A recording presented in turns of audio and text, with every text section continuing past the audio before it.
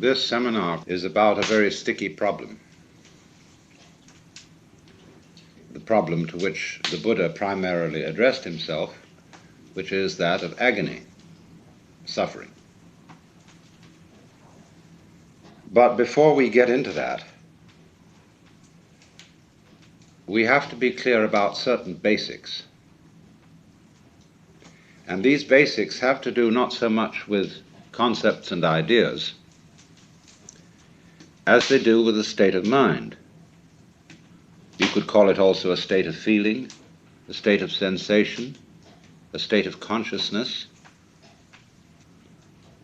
And we need to understand that, even be in that, before we can really go very far. And this is an extraordinarily difficult state of mind to talk about, even though in its nature it's extremely simple. Because it is in a way like we were when we were babies, when we hadn't been told anything and didn't know anything other than what we felt, and we had no names for it. Now, of course, as we grow older, we learn to differentiate one thing from another, one event from another, and above all, ourselves from everything else. Well and good, provided you don't lose the foundations. Just as mountains are differentiated, but they're all based on the earth, so the multiple things of this world are differentiated. But they have, as it were, a basis. There is no word for that basis, not really, because words are only for distinctions. And so there can't really be a word, not even an idea, of the non-distinction. We can feel it, but we can't think it. But we don't feel it like an object. You feel you're alive. You feel you're conscious, but you don't know what consciousness is, because consciousness is present in every conceivable kind of experience. It's like the space in which we live, which is everywhere. It's like a fish being in water, and presumably a fish doesn't know it's in the water, because it never goes out. A bird presumably knows nothing of the air, and we really know nothing of consciousness, and we pretend space isn't there. So, however, when you grow up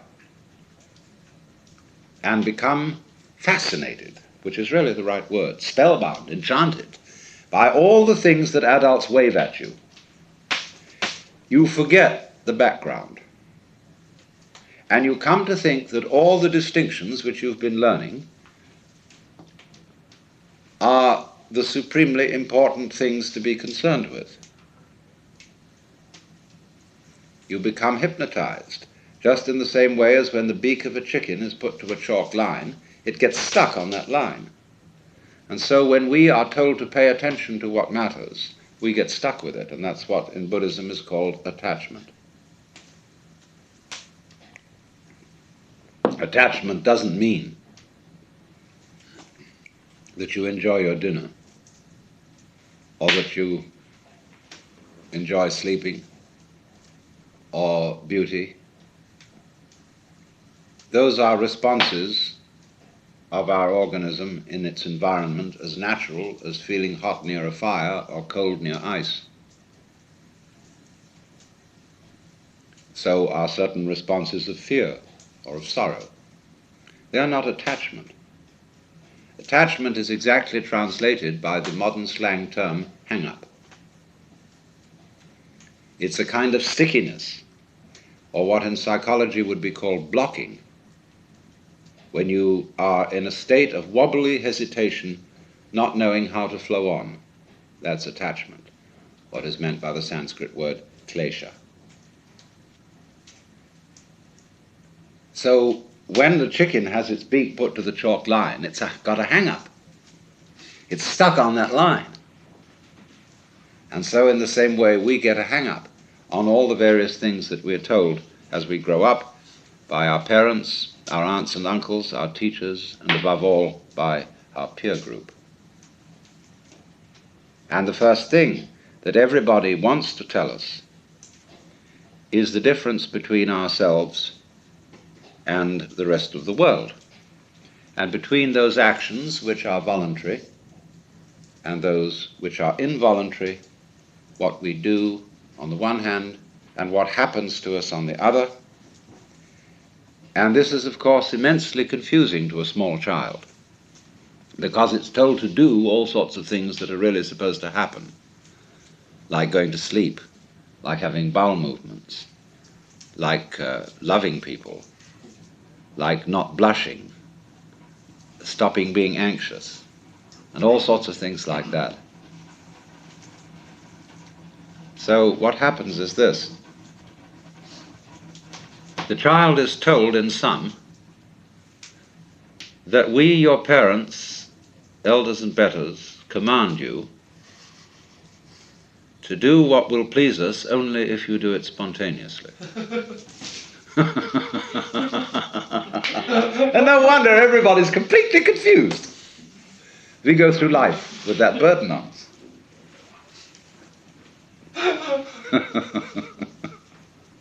So, we therefore develop this curious thing. We develop a thing which is called an ego. Now, I've got to be very clear to you what I mean by an ego. An ego is not the same thing as a particular living organism.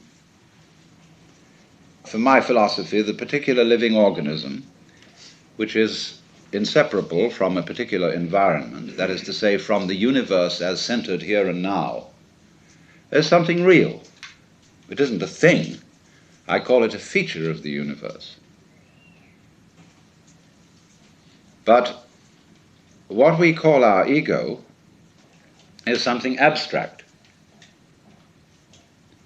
which is to say, it has the same order and kind of reality as an hour, or an inch, or a pound, or a line of longitude.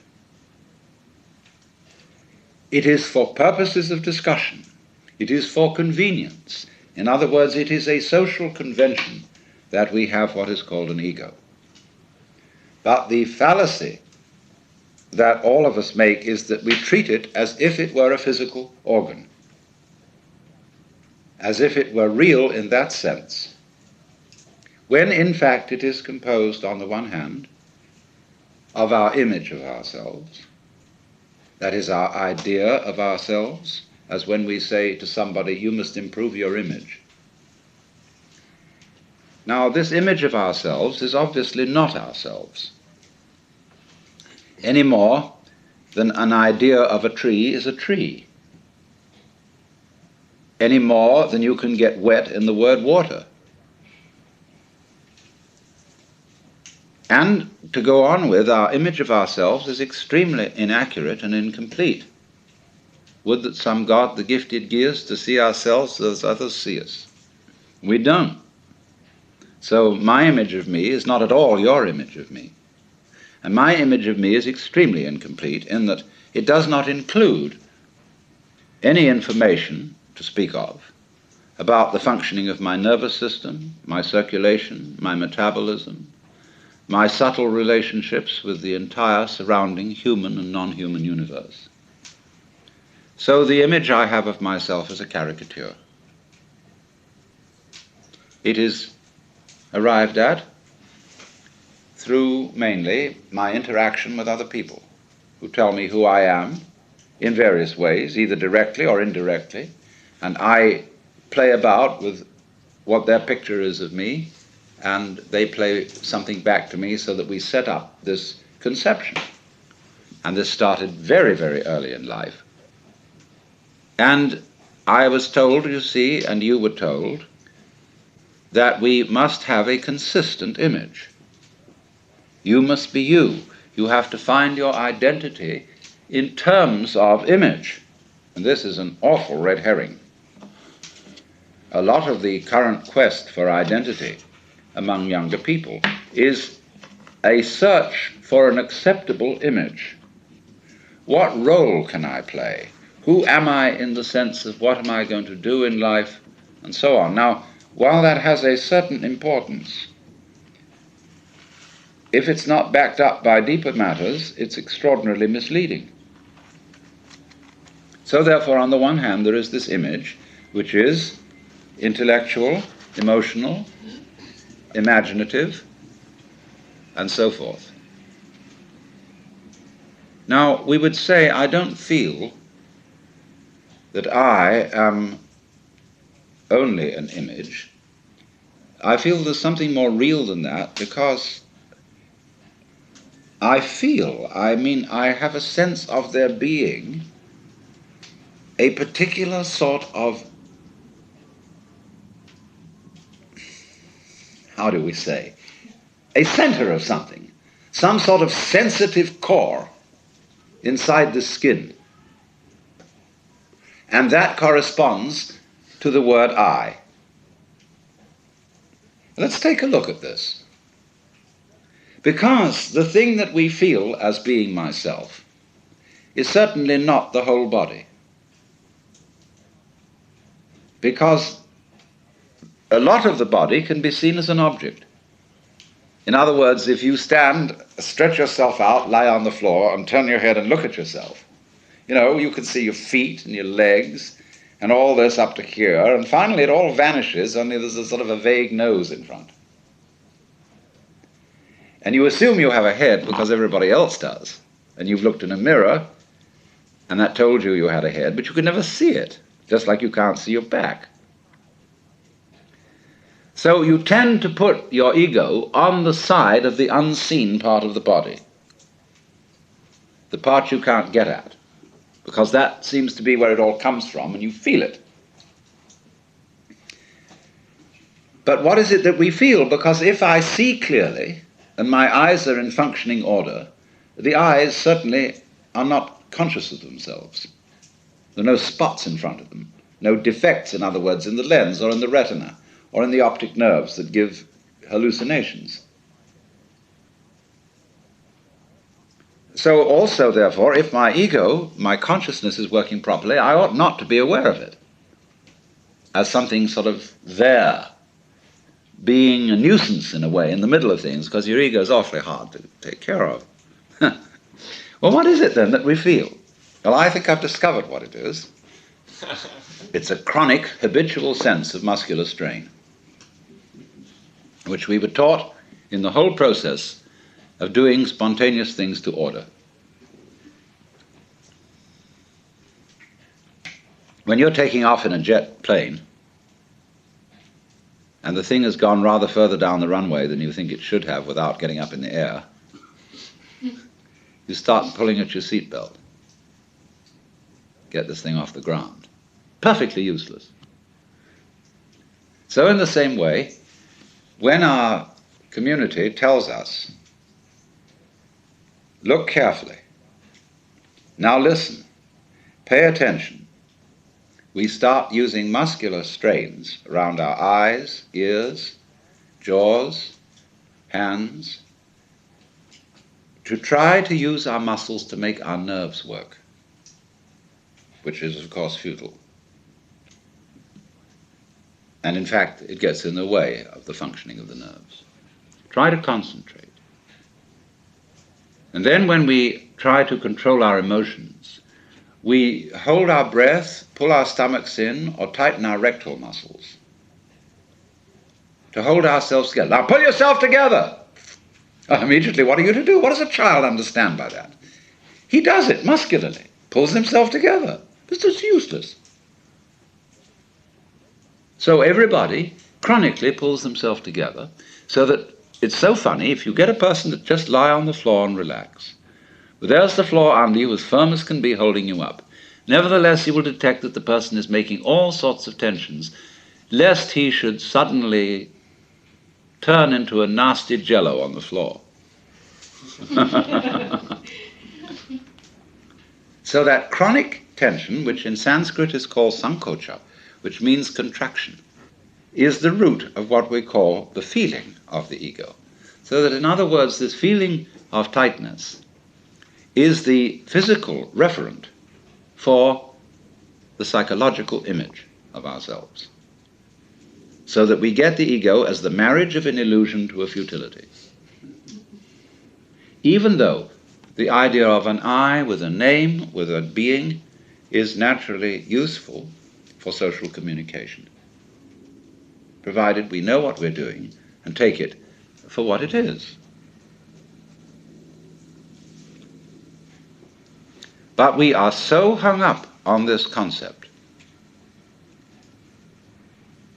that it confuses us, even in the proposition that it might be possible for us to feel otherwise. Because we ask the question, if we hear about people who have transcended the ego, well, we ask, how do you do that? Well, I say, what do you mean? You, how do you do that? Because the you you're talking about doesn't exist. So you can't do anything about it, any more than you can cut a cheese with a line of longitude. Now that sounds very discouraging, doesn't it? But let's suppose now you are babies again, and you don't know anything. Now, don't be frightened, because anything you know you can get back later. But for the time being, here is our awareness. And let's suppose you have no information about this at all and no words for it, and that my talking to you is just a noise.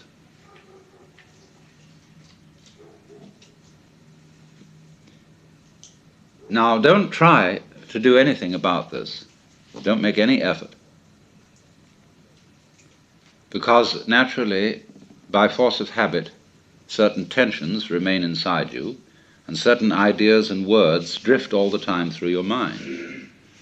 Just like the wind blows or clouds move across the sky. Don't bother with them at all. Don't try to get rid of them. Just be aware of what's going on in your head, like it was clouds in the sky, or the crackling of the fire.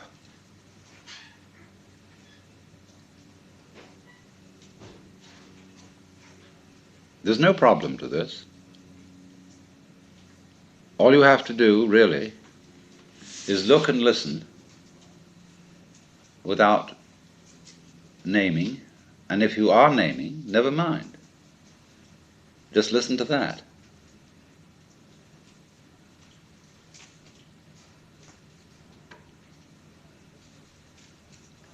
Now, that you can't force anything here, that you can't willfully stop thinking and stop naming, is only telling you that the separate you doesn't exist. It isn't a mark of defeat. It isn't a sign of your lack of practice in meditation. That it runs on all by itself simply means that the individual separate you is a figment of your imagination. So you are aware at this point of a happening. Remember, you don't know anything about the difference between you and it. You haven't been told that. You've no words for the difference between inside and outside, between here and there, and nobody has taught you that what you see out in front of you is either near or far from your eyes. Watch a baby put out a finger to touch the moon.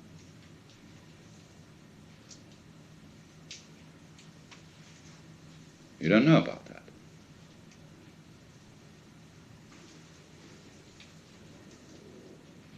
Just Therefore, here it is. We'll just call it this.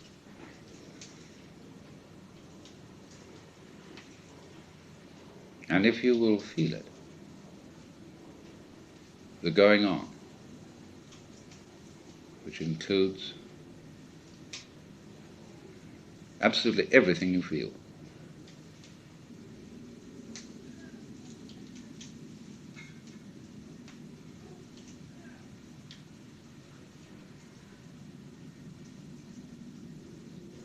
Well, whatever that is, it's what the Chinese call Tao, what Buddhists call suchness, or tathata.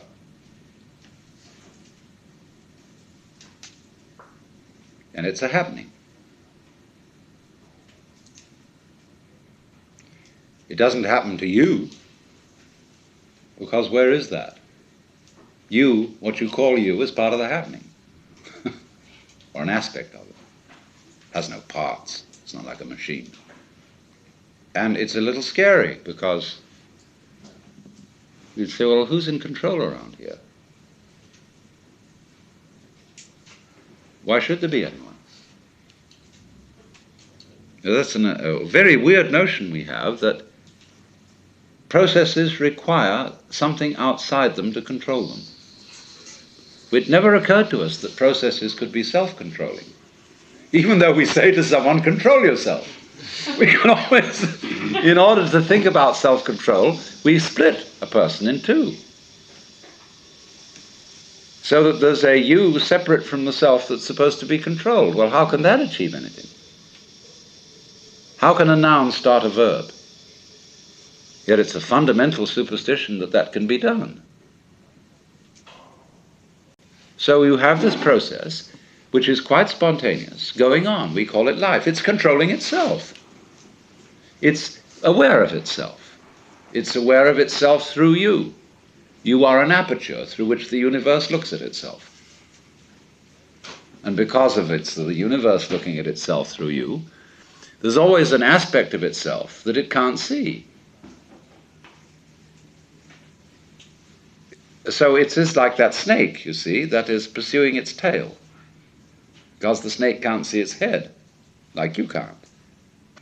We always find, as we investigate the universe, make the microscope bigger and bigger, and we will find ever more minute things. Make the telescope bigger and bigger and bigger, and the universe expands because it's running away from itself. It won't do that if you don't chase it.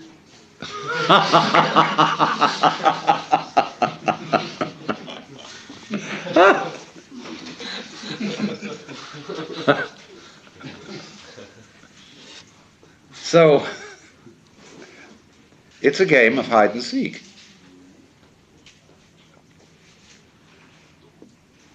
Really, when you ask the question, who is doing the chasing, you are still working under the assumption that every verb has to have a subject. That when there is an action, there has to be a doer. Well, that's what I will call a grammatical convention,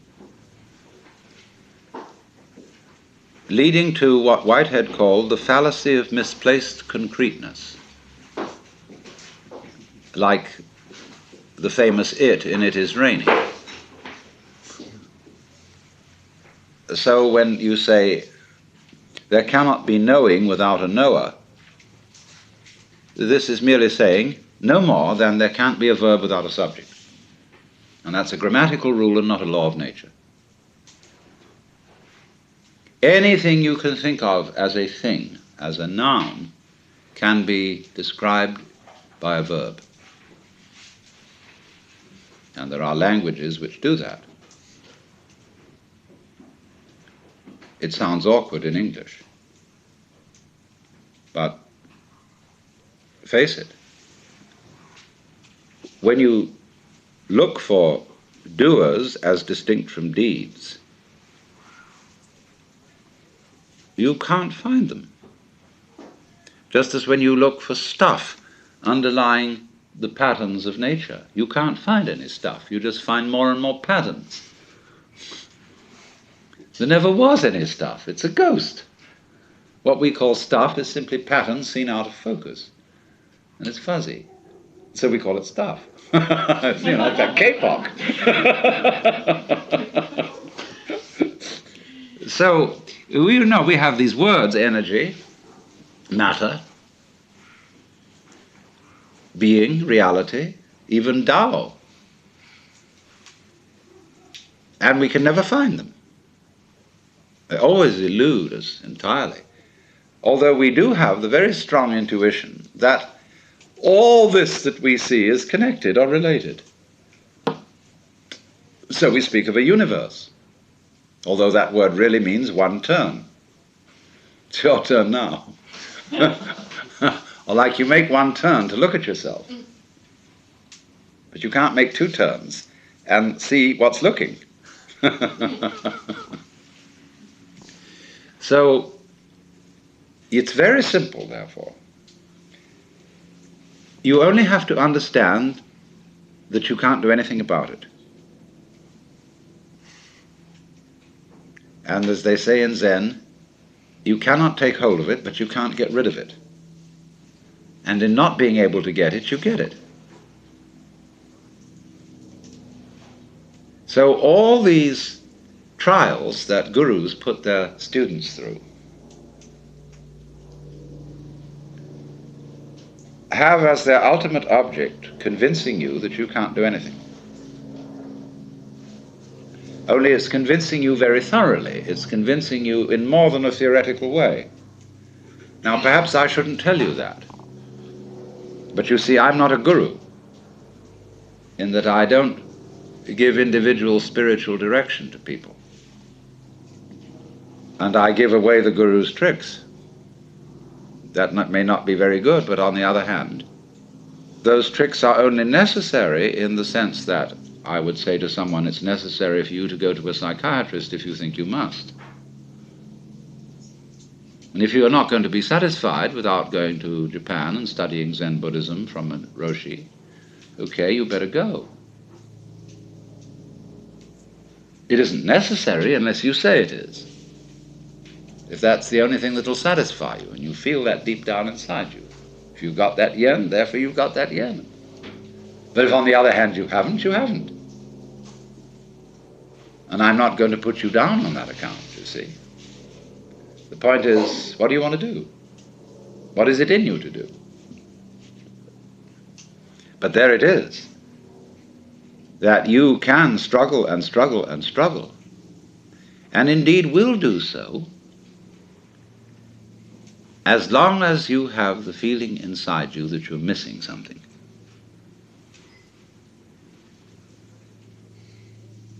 And people, your friends, all sorts of people will do their utmost to persuade you that you're missing something. Because they're missing something, and they think they're getting it through a certain way. And therefore, to assure themselves, they'd like you to do it too. So there's this thing. And you see, a clever guru beguiles his students by letting them have the feeling of success and accomplishment in certain directions. A guru gives people exercises, A, that are difficult but can be accomplished, and B, that are impossible. You'll always be hung up on the impossible ones, but the possible ones you will get a feeling of making progress, so that you will double your efforts to solve the impossible exercises. And then they range things in many, many ranks and levels through which you can advance. This stage of consciousness, that state of consciousness, or think of the degrees of masonry, or so on. Ranks in learning things, the different belts you get in judo and all that kind of jazz. You can do that. And it gives people this sense of competing with themselves or even with others, because of the feeling inside that there is just something I'm missing. And of course, if you are learning any sort of skill and you haven't perfected the skill, there is indeed something you're missing. But in this thing that we're talking about, that isn't true. Because you, as the Buddhists say, are Buddhas from the very beginning. And all that searching is like looking for your own head, which you can't see and therefore might conceivably imagine that you're lost. So that indeed is the point, that we don't see what looks, and therefore we think we've lost it. And so we're in search of the self, the Atman. Well, that's the one thing we can't find, because we have it. We are it. But we confuse it with all these images. So therefore, if you understand perfectly clearly that you can't do anything to find that very, very important thing, God, enlightenment, nirvana, whatever, then what?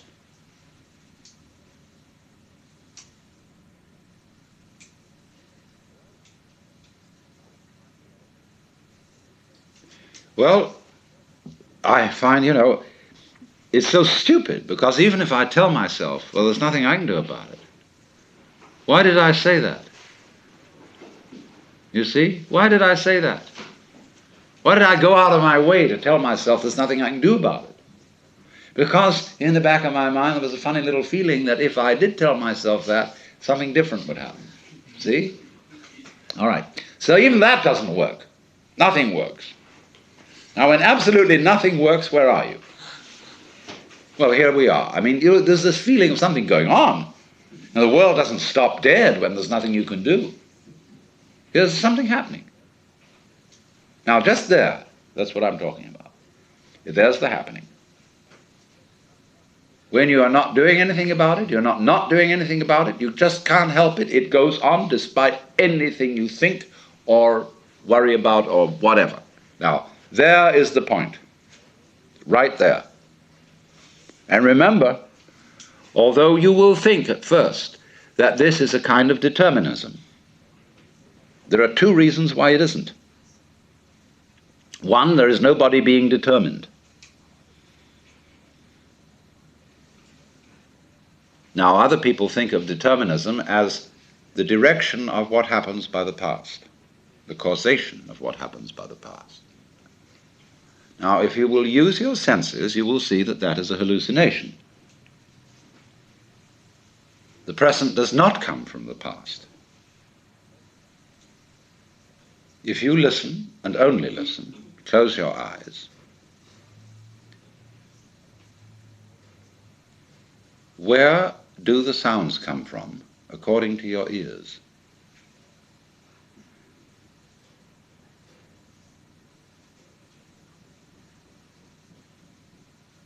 You hear them coming out of silence. The sounds come and then they fade off. They go like echoes, or echoes in the labyrinths of your brain, which we call memories. The sounds don't come from the past. They come out of now and trail off. You can do that later with your eyes. You can see, like when you're watching television, there's a vibration coming out from the screen to your eyes. And it starts from there somehow.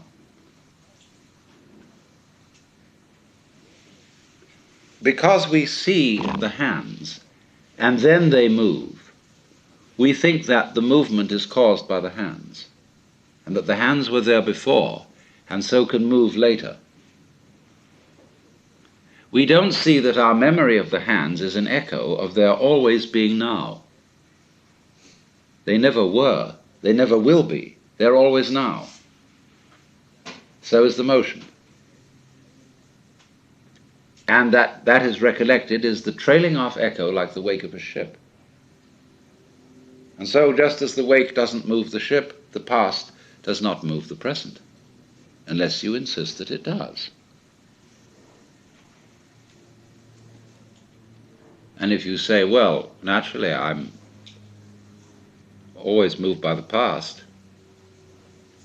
that's an alibi. And it completely fails to explain how you ever learn anything new. That's why all the psychologists, who are mostly behaviorists, are completely bogged down in trying to find a theory of learning. Because according to the theory of learning that we have, everything that new that you assimilate is really only learned when translated into terms of what you already know. So in that sense, learning becomes like a library which increases only by the addition of books about books already in it. A lot of libraries are indeed like that.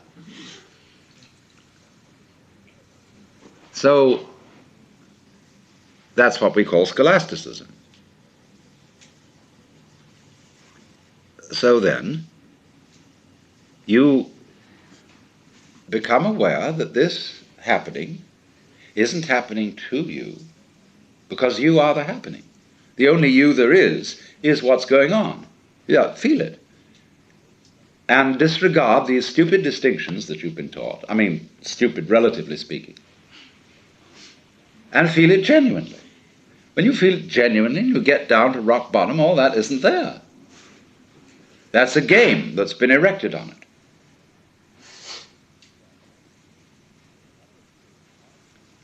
And it isn't determined.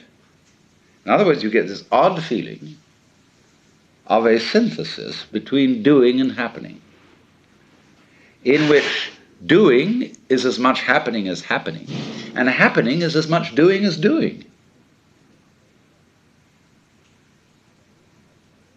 And if you're not very careful at that point, you'll proclaim yourself God Almighty, in the Hebrew Christian sense.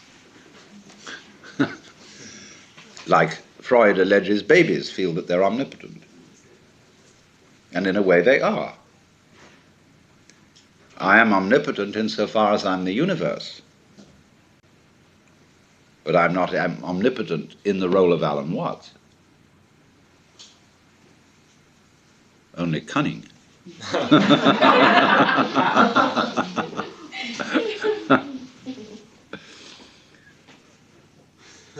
So now then, this sensation of the happening is basic to all we want to explore. With that in mind, we can go on now to the question of pain and our so-called reactions to it. And once again you will see that the problem as posed immediately sets up the duality of the pain and the one who suffers it, the one who offers resistance. And therefore, reasoning from that, you can quite easily see that a great deal of the energy of pain is derived from the resistance offered to it.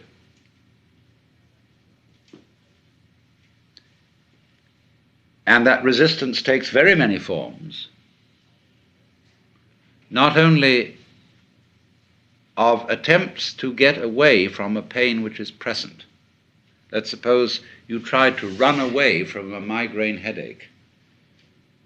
As you carry it with you, you can't get away from it, and it seems to be absolutely in the middle of everything that you are. So that however much you thresh and resist, the pain goes with the threshing. Other forms of pain are problematic to a large extent because of our prior anxiety about them and because of the valuations that we put on them. And we may as well start from that point. And what we very largely dislike about people in pain is the noise they make. When I challenged R.H. Blythe and said, "You're a vegetarian, but don't you realize that plants have feelings?" He said, yes, I do, but they don't scream so loudly. And so, say in a hospital or any place like that, it is taboo to scream, because you must understand that hospitals and any institution of that kind is run for the convenience of the staff. All institutions are. And so everything is done in such a way as to interiorize, localize pain. Of course, in a way that makes it worse.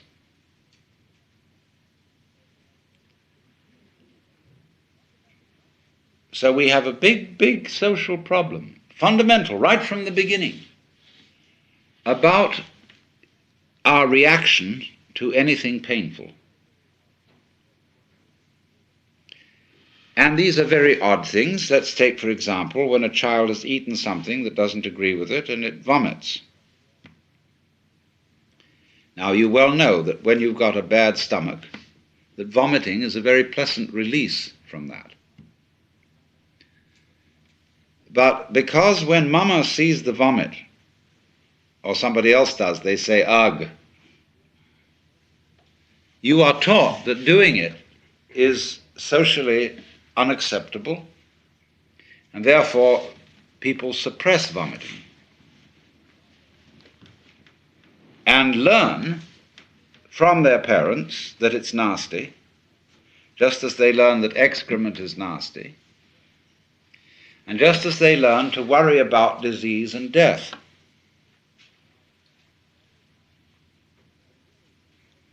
Now, there really isn't anything radically wrong with being sick or with dying.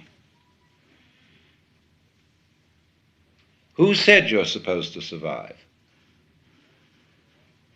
Who gave you the idea that it's a gas to go on and on and on? And we can't say that it's a good thing for everything to go on living from the very simple demonstration that if we enable everybody to go on living, we overcrowd ourselves. That we're like an unpruned tree. And so, therefore, one person who dies, in a way, is honorable because he's making room for others.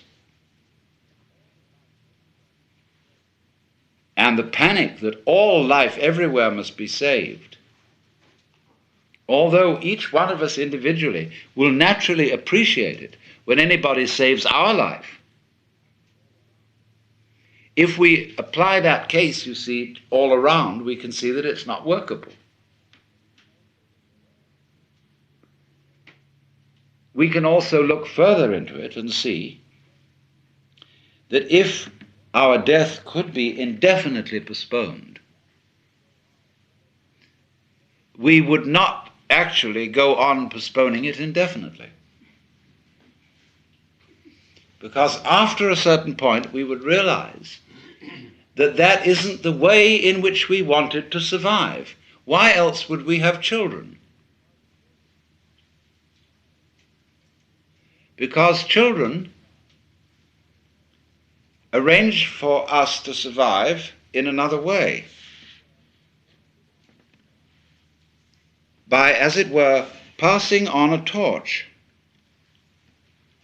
so that you don't have to carry it all the time.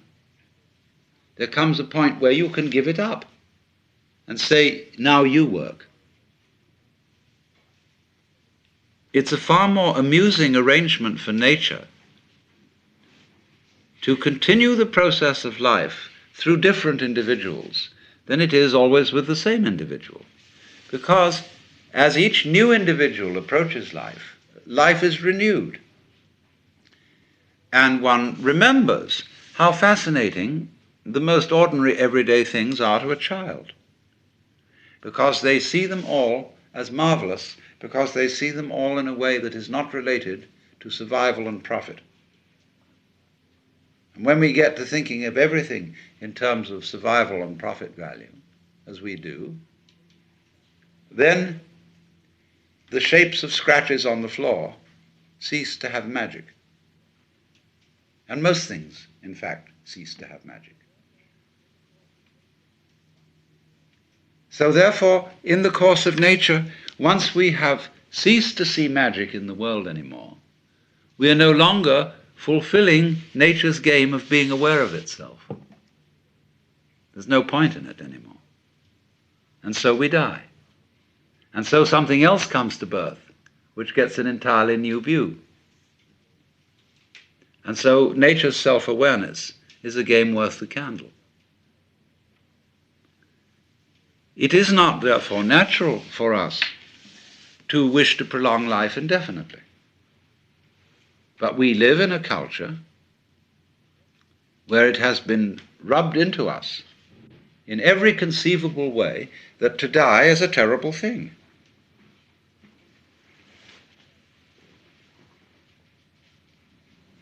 And that is a tremendous disease from which our culture in particular suffers.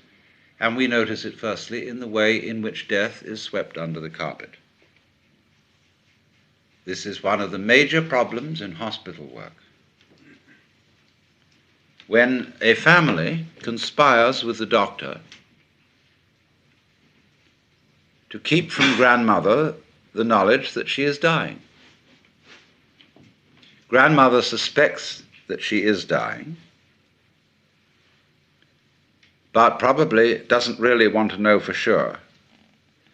And her family talk with her in such a way as to say, well, you'll probably be getting all right in a few weeks, and won't it be nice to be able to do this, that, and the other, because they have this funny feeling that it's important to build up courage and hope. And so they become liars, and a mutual mistrust develops. Because once you are playing the game on that level, you tend to play the mistrust on other levels. And so the person is left to die alone, suddenly, unprepared, and doped up to the point where death hardly happens. And there is no derivation from it of the peculiar spiritual experience that can come with death.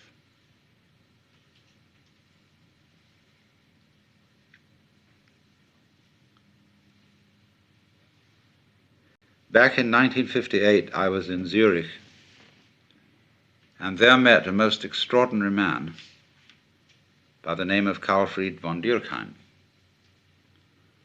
He was a former German diplomat who had studied Zen in Japan.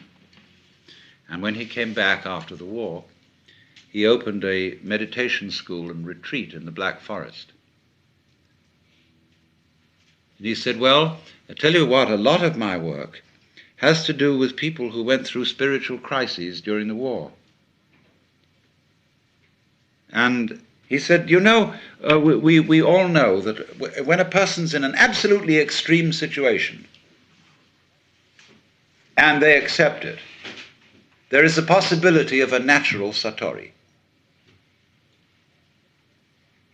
And that's what I mean when I was explaining that when one gets to an extreme, that is to say, to the point where you realize that there is nothing you can do about life, nothing you can not do about life, then you're the mosquito biting the iron bull.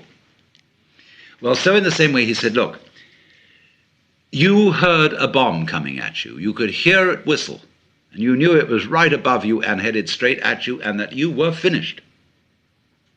And you accepted it. And suddenly, there was a strange feeling that everything is absolutely clear. You suddenly see that there isn't a grain of dust in the whole universe that's in the wrong place. That you understand completely, absolutely, totally what it's all about. Because you can't say what it is. But he said in so many cases the bomb was a dud and they lived to tell the tale. Or he said you were in a concentration camp.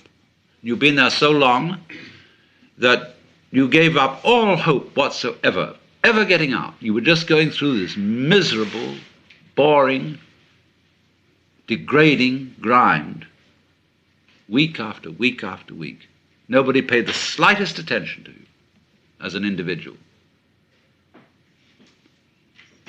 You knew you would never get out, and you accepted it.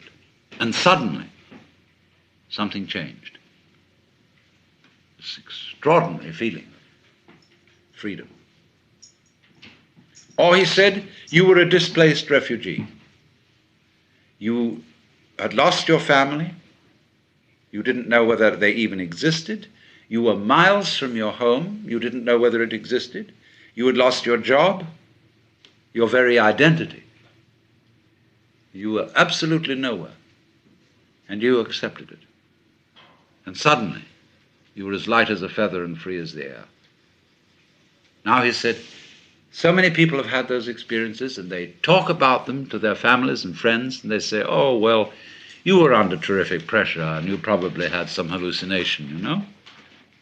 Well, he said, I am showing those people that so far from having a hallucination, those were the few occasions in which they woke up. So you see, this is always the opportunity presented by death. That if one can go into death with eyes open and have somebody help you, if necessary, to give up before you die, this extraordinary thing can happen to you. So that from your standpoint, in that position, at that time, you would say, I wouldn't have missed that opportunity for the world. Now I understand why we die. The reason we die is to give us the opportunity to understand what life's all about. By letting go. Because then we come to a situation that the ego can't deal with. When we are no longer hypnotized by that, then our natural consciousness can see clearly what all this universe is for. So, therefore, we have missed this golden opportunity by institutionalizing death out of the way, instead of having a socially understood acceptance of death and rejoicing in death. Now, I could imagine that one person would want to rejoice in death in an entirely different way from another. Like, say, a wedding is a rite of passage. There are certainly some forms of celebrating a wedding which I would find a total bore and quite offensive. Other ways would be very good. I would enjoy it. So everybody, in other words, I'm not saying that you've got to get mixed up with a lot of people coming, laughing around you and giving you presents and cards and everything because you're going to die. But I'm only indicating a general thing, that the doctor, the ministers, the psychiatrists, and above all us, really owe it to our friends to work out an entirely new approach to death. Because what has happened, you see, from earliest childhood, the child learned that great uncle was dying and saw the family put on long faces and say, oh, that's too bad. Even Christians who think they're going to go to heaven, you know, they get absolutely morbid, more so than anybody else, about death, because heaven, as they all know, is a very boring place. And so this frightful thing, oh, he's dead, you know. Now one understands that for the living, to lose someone you love, or even for a dying person to worry about what on earth my wife, my children, my whatever are going to do without me.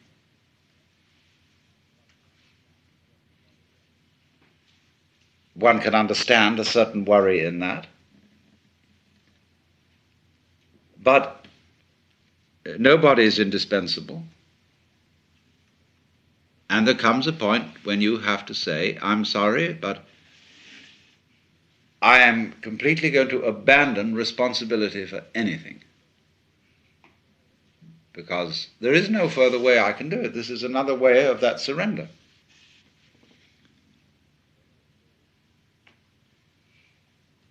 And then the curious thing that occurs is the moment all that is dropped, suddenly it dawns on you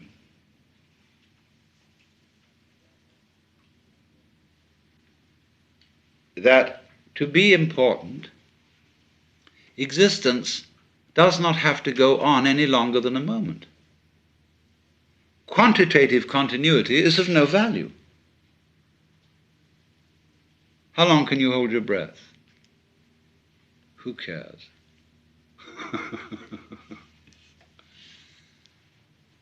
So it follows from that, you see, that if any one of us, without being shocked into it by being bombed or put in a concentration camp, could at this moment be as one about to die,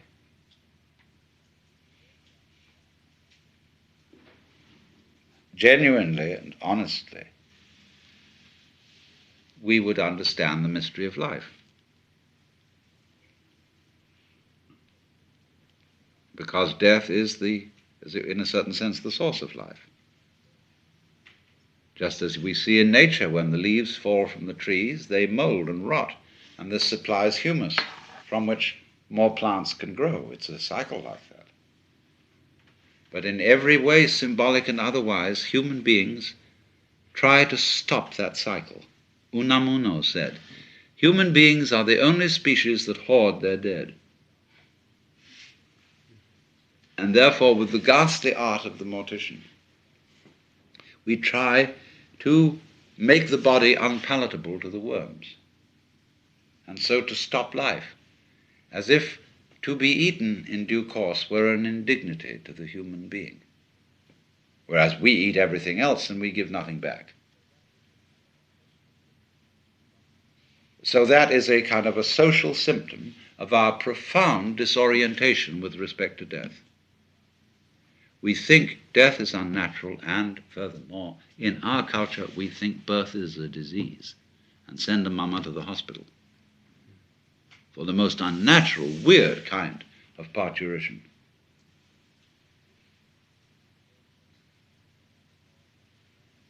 In other words, more and more one regards the healthy and inevitable and natural transformations of the body as pathological. I can imagine, people having sexual intercourse on an operating table to be sure that the whole thing is hygienic.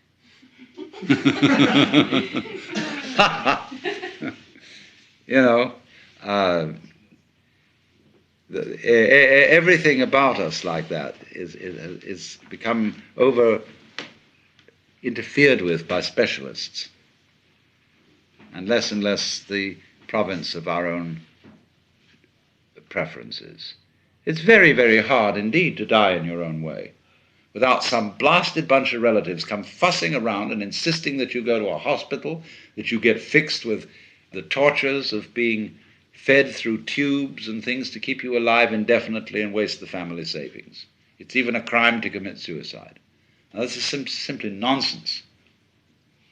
It's this perfect panic to survive at all costs. Now, let's get practical. You say, okay, I understand what you are saying theoretically, but I know that I would be terrified if somebody was going to tell me that I'm going to die, and that I would look frantically around for some doctor, some sort of something, that this panic to live is in us in an uncontrollable way, and this is part of the reason why we say we have an instinct to survive. The instinct is this panic. So let's take another step now, in the same way as I showed you steps about realizing that you don't have an ego. You say to yourself in the ordinary way, when you feel that panic, you feel a bit ashamed of it, even though you've been taught that you should do everything possible to survive. See what a bind you're in here? So one feels oh goodness, I must face this thing calmly and bravely and not be in this panic. But the point of the fact is, you are in a panic, and you can't stop it. Now that's very important, because this is another way of showing you the same thing that death is showing you, that you can't do anything about it. Just as when you finally realize you can't do anything about the death, you could have solved all that before by understanding you couldn't do anything about the panic. But if you think all the time, I'm supposed to stop this panic, then all that happens is you're at cross purposes with yourself again. The panic is, of course, put off in the ordinary way. We all know we're going to die.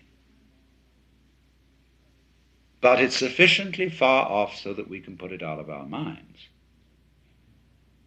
And anybody who does put it into our minds in the ordinary way is taken to be a skeleton at the banquet, a Cassandra, and gloomy, so that the old-fashioned preacher of bygone days, who preached about death, and those monks who kept skulls on their desks,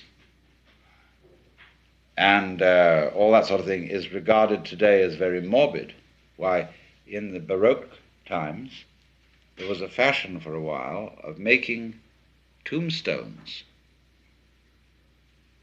with marvelous sculptures of skeletons and bones all over them. And on the Via Veneto in Rome, there is a Capuchin church where down in the crypt there are chapels made where the altar furnishings and everything are made entirely from the bones of departed monks. Then we have among Tibetans and in Buddhists graveyard meditations, and they have trumpets in Tibetan Buddhism made of human thigh bones, and they have cups, ritual cups made of the domes of human skulls, richly worked in silver and turquoise. And we say all that is very morbid. So, from this point of view, you can see, first of all, theoretically, how death can solve its own problem. Now, if you say, I can only see it theoretically, and I can't go the whole way with you, then I will ask you, what is blocking you? Will you say, it gives me the heebie-jeebies and the horrors? I say, all right, so death is not the problem, the heebie-jeebies is the problem. So let's deal with the heebie-jeebies in the same way as with death. You cannot stop the heebie-jeebies. You think you should. I say, don't. The heebie-jeebies are very valuable. Not that they will stop you from dying, but because from them you will learn the same thing as you would learn from dying. But the social pressure on you to resist the heebie-jeebies is terrific. Now, why must you do that? Why is everybody saying these heebie-jeebies, these fears, etc., are not permissible? You wonder about that. And the reasoning behind all that is not very clear, because it seems to be saying, well, if you have all these fears and things like that, you won't be a very good soldier. You won't be able to act competently in a crisis. You'll get the heebie-jeebies instead, and you won't know what to do. Well, nobody has ever really proved that. Because actually, people who we would call very courageous are, in fact, often quite frightened. And courageous action is not necessarily a consequence of having no fear. Sometimes it might be, but it isn't always so. The real reason why the heebie-jeebies are suppressed has more to do with its orgiastic aspects. Wherever the human organism gets into a certain kind of extreme, it starts an oscillating process going.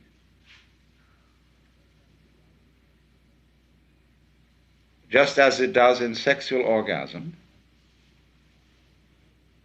And that oscillating process will inspire in others an emotion which they cannot identify either as disgust or as lust. They don't know quite what it is. All those extreme situations, terror, and, as we shall see more, response to pain, have an orgiastic quality. And they are therefore embarrassing because they conflict with our image of ourselves as in control, composed,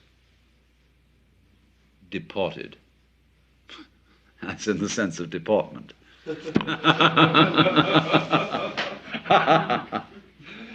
But it would be shameful, in a way. You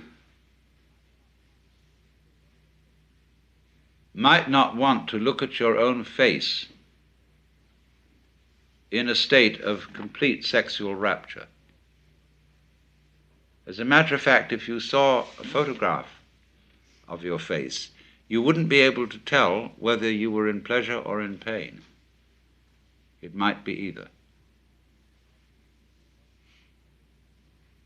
Because then you see what has happened is that a tide, a vibration, a pulsation has taken over the whole being.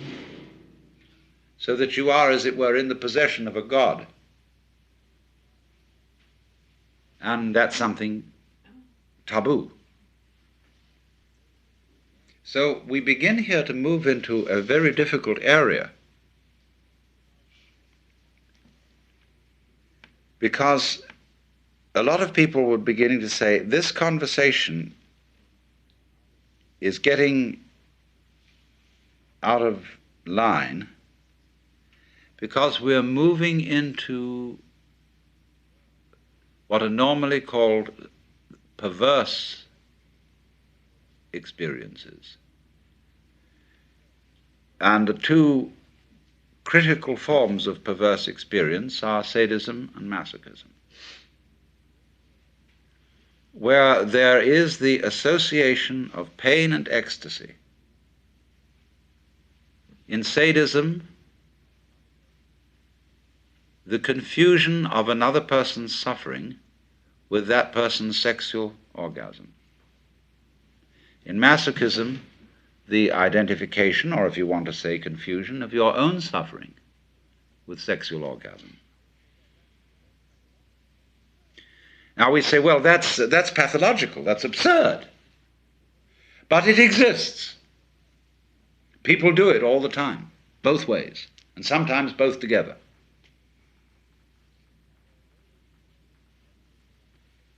And although this is generally put under the heading of pathology, the fact remains that we can still learn something from it. There's an important principle in there, somehow, somewhere. And perhaps in people who are sadists and masochists, the phenomenon is somehow out of hand because they don't understand the principle.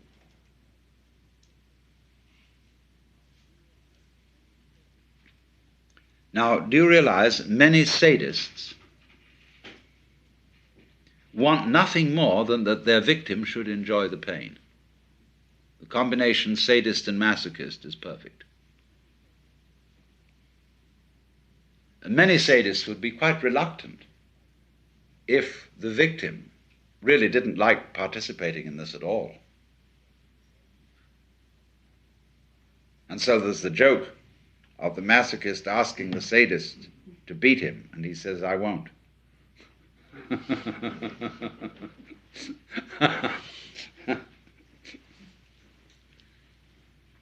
But what happens here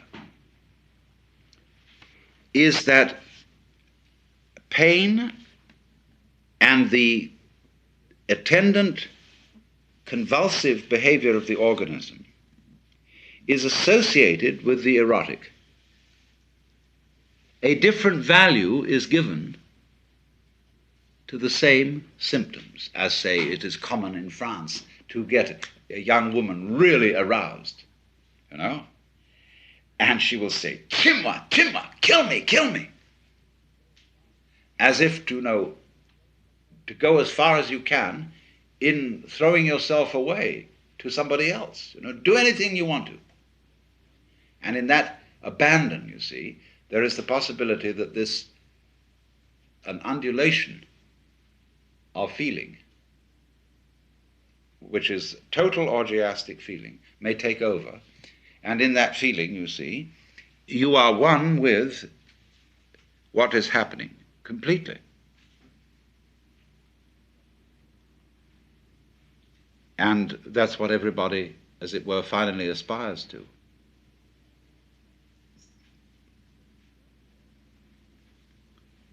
So, therefore, the masochist in particular is a person who has learned throughout life to defend himself against pain by eroticizing pain. Now, do you understand how, therefore, different valuations can be put on one and the same vibration? We see, don't we, all that we experience is understandable as a spectrum of vibrations. There are different kinds of spectra. There's the spectrum of light, there's the spectrum of sound. We can also think of spectra of smells, of tactile feelings, of emotions, and so on, all down the line. We are, as it were, living in the midst of a woven tapestry of many dimensions, in which the warps and the woofs are all these different spectra of various kinds of vibrations. And as on the loom, the warp crosses the woof, and if you didn't have one, you wouldn't have the other. It takes two to reveal the pattern. So see yourselves as patterns in a weaving system.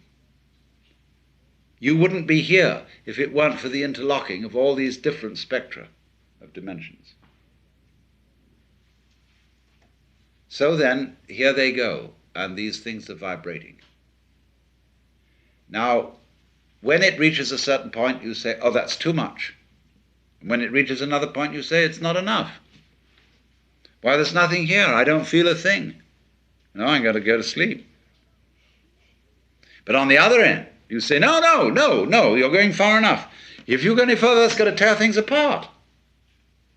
I can't withhold this tension, see?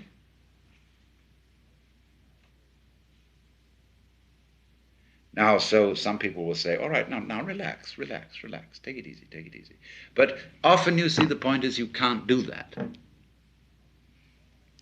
So then, what I will say to the person who cannot relax, I will stress his tension.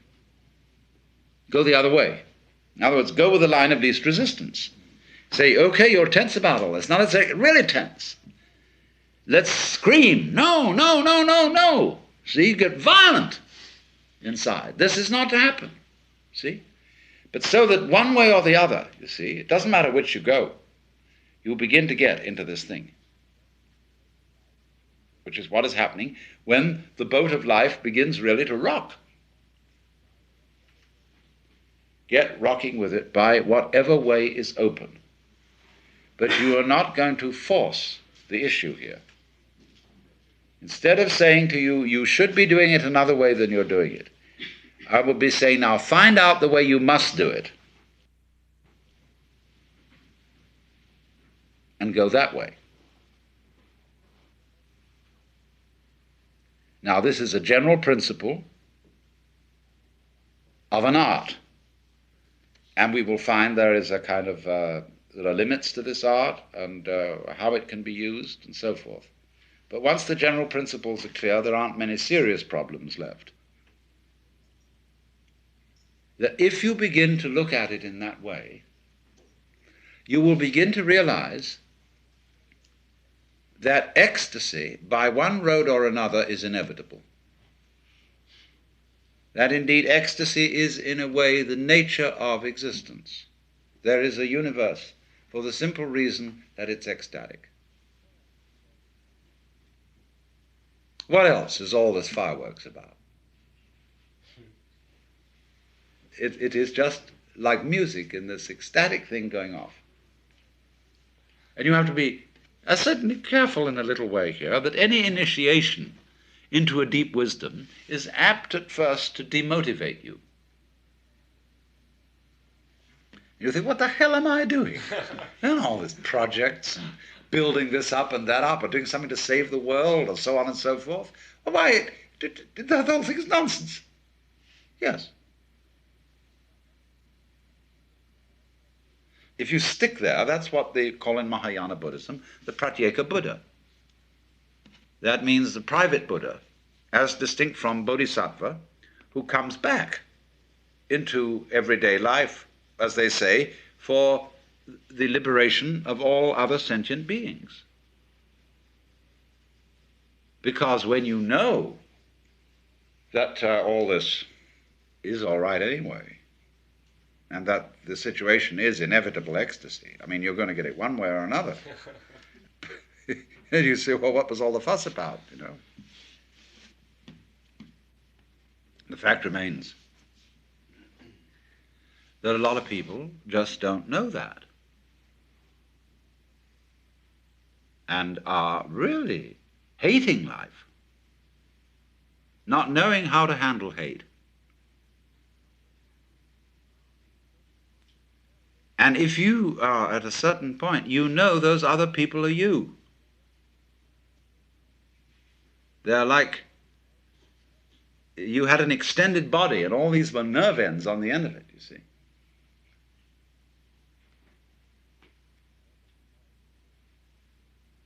However, you know also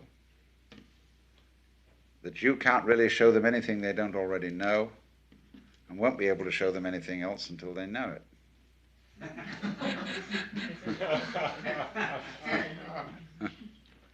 But then the question, what shall I do, has now disappeared. It should have disappeared in the beginning, because there wasn't any real I, there was just the happening.